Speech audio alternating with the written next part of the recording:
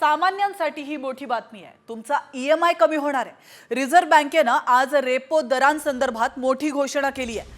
पतधोरण समितीच्या बैठकीत रेपो दर हे 0.25% म्हणजेच 25 बेसिस पॉइंट्सनं कमी करण्याचा निर्णय घेण्यात आलाय।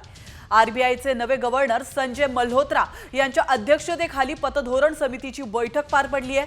त्यात रेपो रेट कमी करण्याचा निर्णय घेतला गेलाय। तब्बल 5 वर्षात पहिल्यांदाच आरबीआय कडून व्याजदर कपात करण्यात आली आहे। केंद्र सरकारने यंदाच्या अर्थसंकल्पात 12 लाखांपर्यंतचं उत्पन्न करमुक्त करण्याची घोषणा केली आहे आणि त्यानंतर आठवडाभरातच आरबीआयने व्याजदर कपातीचा निर्णय जाहीर केलाय। त्यामुळे आगामी काळात गृह आणि वाहन कर्जे स्वस्त होण्याची शक्यता निर्माण झाली आहे। तुमचा ईएमआय किती कमी होणार आहे त्यावरही एक नजर टाकूयात ग्राफिक्सच्या माध्यमातून।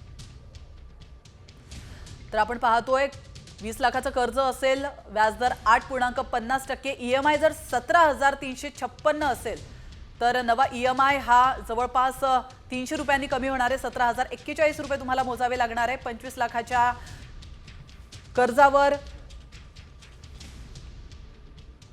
नवा ईएमआय तुम्हाला 21,696 रुपये। 30 लाखाच्या कर्जावर नवीन ईएमआय तुम्हाला द्यावा लागणार आहे 25,562 रुपये।